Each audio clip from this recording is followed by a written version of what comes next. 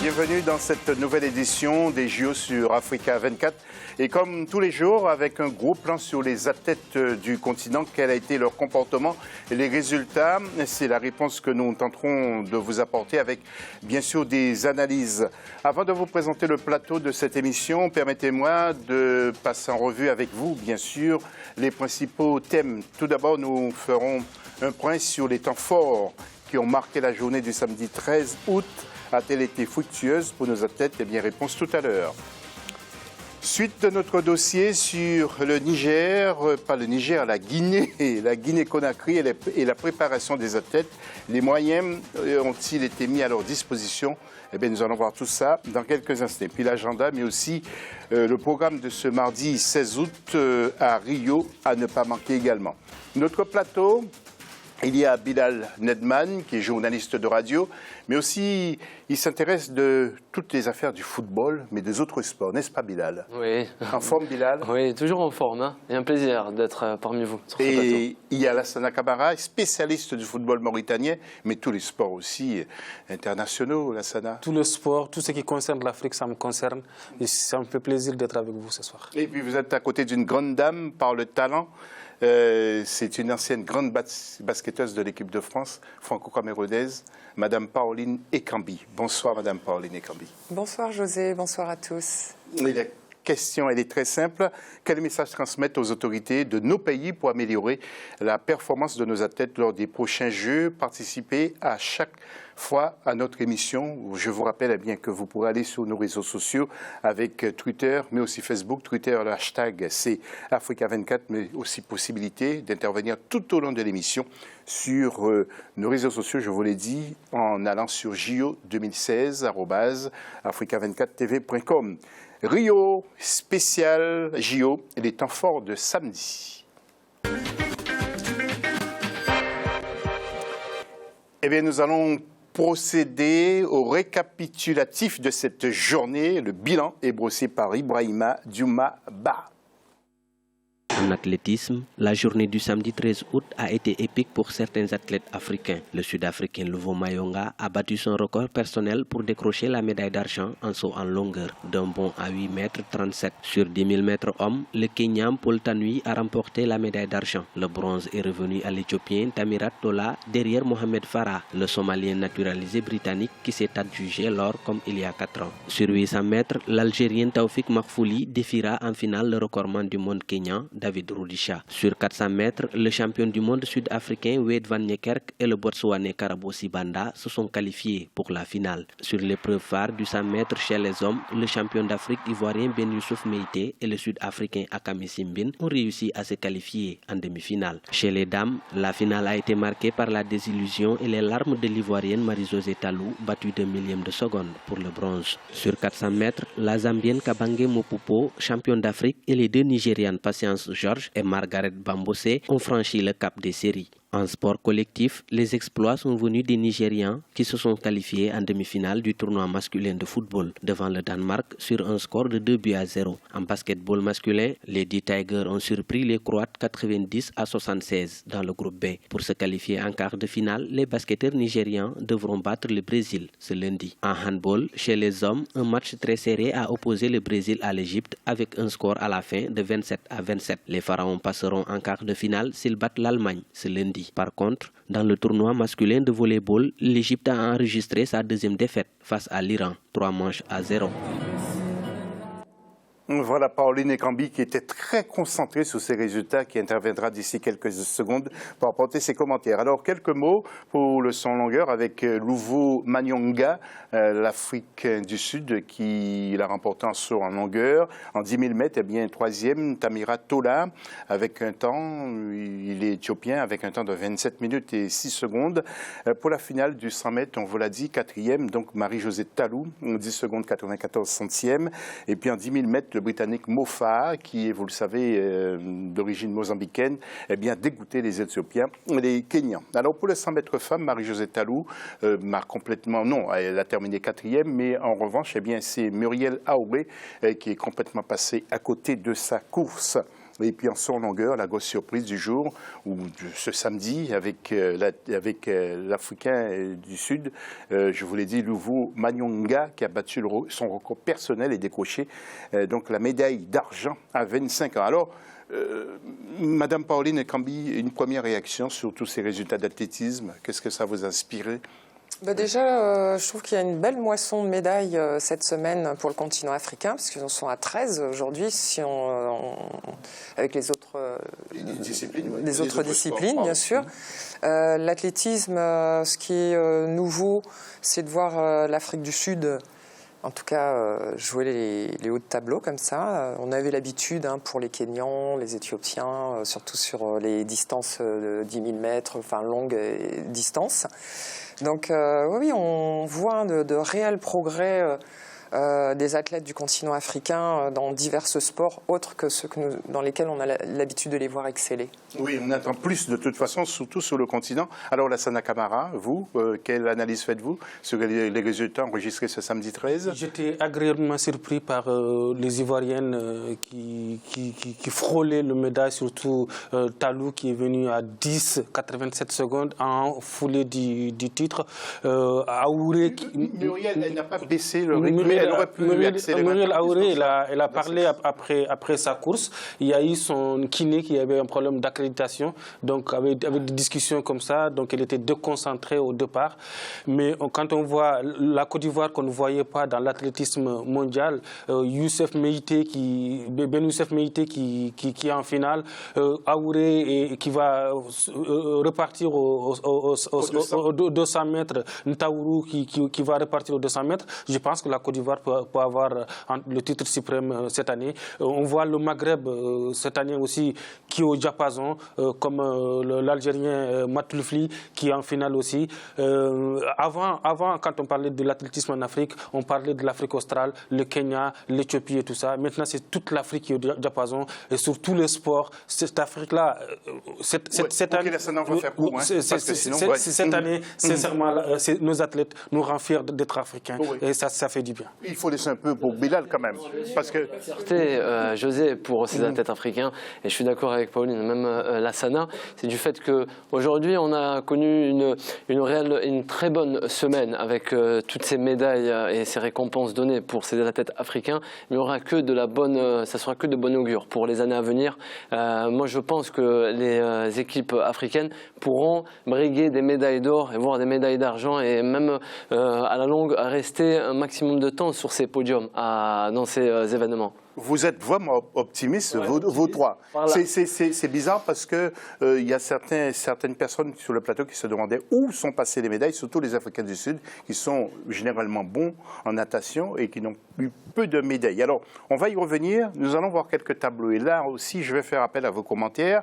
Par exemple, le Nigeria, qui s'est qualifié pour les demi-finales de ce football en battant le Danemark sur le score de 2-0. Bilal, je vais vous demander vraiment d'être court parce que sinon on ne va pas s'en sortir. Allez-y Bilal. Nigeria, tout simplement, c'est une nation qui est assez excellente à travers le tournoi de football olympique. Ça a toujours été le top. Et là, elle a prouvé, bon, ça va être un petit peu dur contre les deux autres nations que l'on pourrait avoir, notamment les Brésiliens avec un certain Neymar ou encore les Allemands qu'on connaît très bien pour leur méthode et leur schéma tactique. Ce sera Nigeria-Allemagne et l'équipe du Brésil qui rencontrera le Honduras.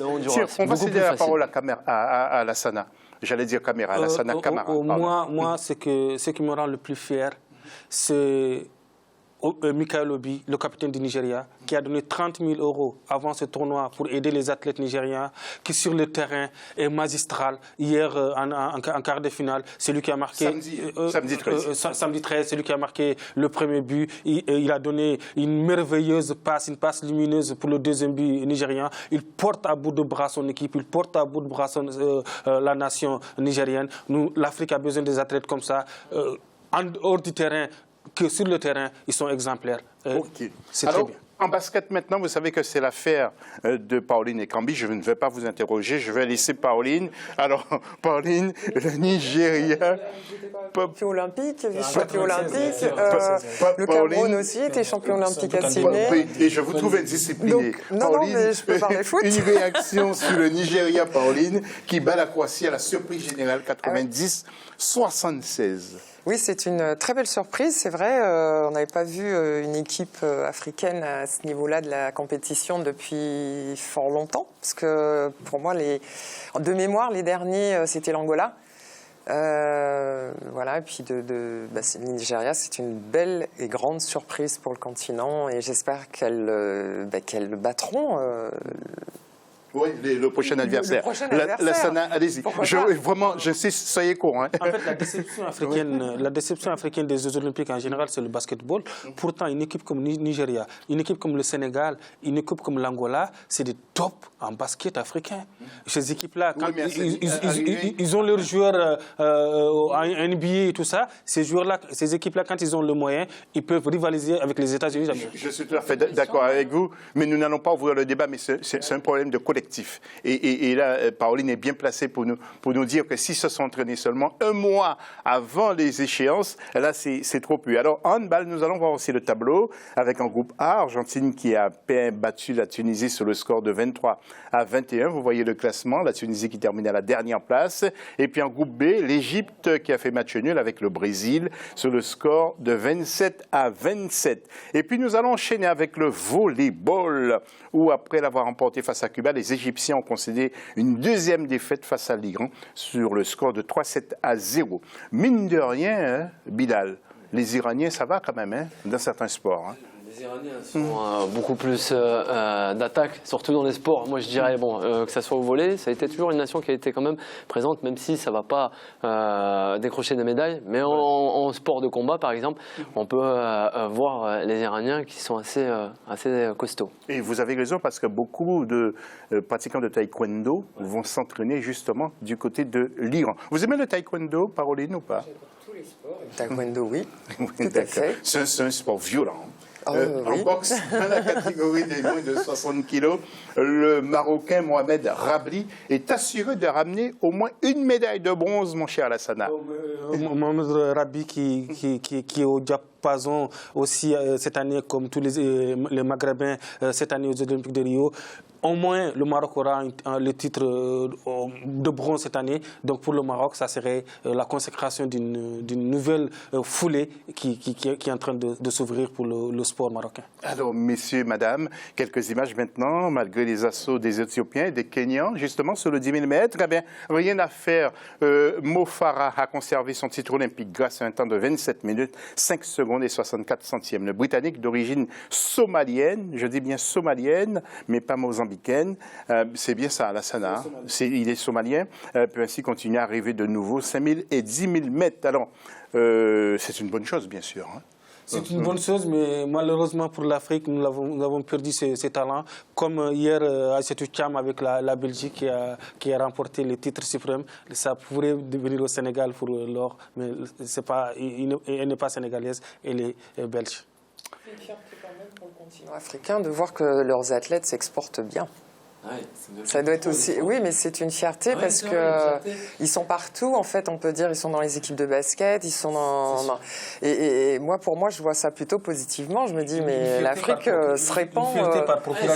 Même en boxe, on a Sarah Ouramoun qui passe l'écart en filles. Enfin, je trouve que c'est une fierté. L'Afrique peut être fière. Voilà, je vois que Pauline Ekambi est très très émue et d'ailleurs, Joseph-Antoine Bell a dû l'entendre au téléphone où il est avec nous. Juste après ça, dans quelques secondes, Joseph-Antoine Bell en ligne avec nous. Et Joseph, comme d'habitude, nous avons Bilal Nedman qui est journaliste sur le plateau. Il y a Alassana Camara, spécialiste du football mauritanien, et Pauline Ekambi que vous connaissez très bien. Alors, Joseph, votre intervention a pour but aujourd'hui de nous dire quelques mots sur les équipes qualifiées pour le football. Tout d'abord en demi-finale chez les hommes, Brésil-Honduras et Nigeria contre l'Allemagne. Et chez les femmes, Brésil-Suède et Canada-Allemagne. Les deux équipes brésiliennes sont encore là, Joseph. Oui, tout à fait logique. Bonjour à tous, bonjour à Pauline et à tout le monde. Je crois qu'il n'y a pas beaucoup de surprises. Le Nigeria a déjà connu la médaille d'or olympique, donc c'est qualifié pour les demi-finales. On ne va pas dire que c'est logique, mais ce n'est pas une surprise. Et puis de toute façon, on sait que les Africains en football de jeunes rivalisent toujours à peu près correctement. Donc il n'y a pas de surprise. Maintenant, on peut remarquer que les équipes féminines ne sont pas allées loin. Là aussi, ce n'est pas une surprise, dans la mesure où on sait très bien que le football féminin est beaucoup trop récent en Afrique et forcément il a le poids de l'inorganisation du football en général. Forcément le football féminin sera encore moins bien organisé que le reste, donc le fossé qui va le séparer des meilleurs est beaucoup trop large encore pour l'instant. Merci Joseph. On vous retrouve tout à l'heure bien sûr pour la deuxième partie. Alors Ellen Thompson, meilleure performeuse de l'année, s'est imposée en 10 secondes et 71 centièmes avec une marche confortable sur Tori Bori. 10 secondes 83. L'américaine avait pourtant réussi le meilleur départ. Thompson a pris la tête après 60 mètres de course, mais ça va très très très vite. Lassana me disait hors plateau qu'il allait encore plus vite, lui, mais c'est faux, Lassana. Vous ne pouvez pas courir aussi vite. Écoutez la réaction de la Jamaïcaine. J'ai jeté un coup d'œil sur mes adversaires et quand je me suis aperçue que j'avais pris un peu d'avance, je m'en suis réjouie et j'ai tout fait pour gagner. Oui. Pourquoi ils sont si fortes oui, Pauline. J'aimerais bien connaître leur secret parce que c'est petit, c'est pas un grand pays. Qu'elles ont des infrastructures, qu'ils ont à la pointe. Oui, à la Jamaïque. Pourtant, c'est un petit pays. Hein. Qui veut réagir? Les moyens, ce que j'allais dire, les infrastructures. Quand on donne les moyens de ses ambitions, avec les infrastructures, et puis mettre les athlètes dans des bonnes conditions, à savoir qu'ils puissent s'entraîner tous les jours et en même temps peut-être faire leurs études. Enfin, en tout cas, c'est vrai que Jamaïque, depuis quelques années, là, ça frappe très fort. Ça frappe très fort, ils ont des talents, ils mettent ces talents en valeur. C'est un petit pays, le Jamaïque. Ils ont compris qu'ils n'auront pas de Messi au football, ils n'auront pas, dans les autres disciplines, ils n'auront pas d'or, etc. Ils ont compris que l'athlétisme, ça va, ils ont des talents. Et ils ont mis tous les moyens là-dedans. Ils se sont organisés par rapport à leurs athlètes. Et là, ça fait que les athlètes sont les meilleurs ambassadeurs, après Bob Marley, de la culture et du sport jamaïcain. Voilà, et puis Bilal, qui est un passionné de reggae, qui danse d'ailleurs très bien le reggae. Bilal, oui, j'aime bien le reggae. J'aime beaucoup aussi Bob Marley. Ça, je tiens à le rappeler. Mais en fait, un peu de sérieux, c'est eux, ils ont un Messi. Et ce Messi s'appelle Usain Bolt. Je reviens à Pauline. Merci, Usain Bolt. Mais il n'en fait pas trop, Bilal. Il en fait trop. Oui, mais il en fait trop. Mais on peut remonter à des décennies. Carl Lewis en faisait un peu moins. Maurice Green en faisait aussi. Michael Johnson faisait aussi un peu de la roulade.